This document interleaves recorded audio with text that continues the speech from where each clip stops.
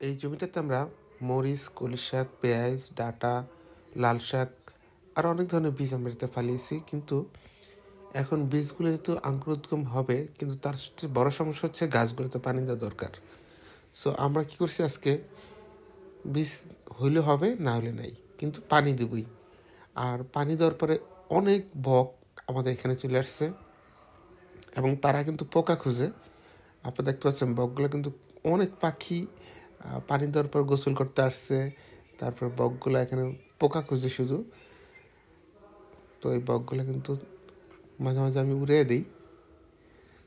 তার ট্রাক্টর চালালে বা পানি দিলে তারা কিন্তু চলে আসে। এত সুন্দর সুন্দর বক কিন্তু গ্রামে দেখা যায়, খুবই সুন্দর। আর আমাদের এই প্রজেক্টে আম গাছ লাগানোর পর অলরেডি 3টা গাছে আমাদের আমের মুকুল চলে আসছে। এই 4টা হচ্ছে কাটিমন, যেগুলো এখন মুকুল আসতেছে সেগুলো হচ্ছে কাটিমন, অর্থাৎ এটি 12 মাসে কিন্তু আম ধরবে।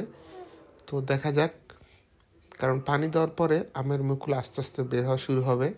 তো দেখা যাক কী পরিমাণ গাছে আমের মুকুল আসে।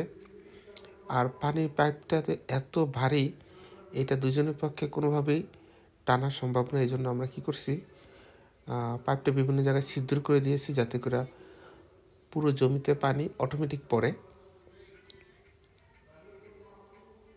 আপনারা দেখতে পাচ্ছেন যে মানে মাঝখান দিয়ে আমরা কিন্তু পুরো পাইপটাকে ছিদ্র করেছি, যাতে করে মানে ক্ষেতের মধ্যে সম্পূর্ণ পানি ছিটিয়ে পড়ে। সো আমাদের একটা পার্ট দেওয়ার পরে আমাদের এই পাইপটা এই মুহূর্তে আর লাগতেছে না। আমরা প্রায় এখানে ব্যবহার করছি 600 ফুট পাইপ ব্যবহার করছি। তো সো আমাদের এখন 300 ফুট পাইপ দিয়ে আমরা পানি দিতেছি। আর আমাদের পুরো বাড়িটাতে, যেটা পুরো জায়গাটাতে প্রায় আমাদের পাইপ লাগে প্রায় 800 ফুট, 1100 ফুট, 1100 সামথিং লাগে।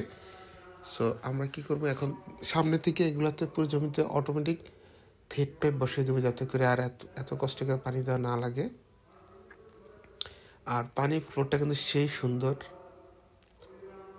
হ্যাঁ, তো এই পানিগুলো দিতে কিন্তু অনেক সময় লাগে। আজকে প্রায় আমরা 8টার সময় গেছিলাম, মানে 7টার সময় চাঁদপুরতে রওনা হয়েছিলাম, আর ওইখানে পৌঁছেছি আমরা 8টার সময়। সো 8টা থেকে প্রায় আমাদের 5টা পর্যন্ত আজকে কিন্তু আমরা পানি দিছি। এই পানি দেওয়ার কারণে পুরো অনেক সময় লেগে গেছে এই পানি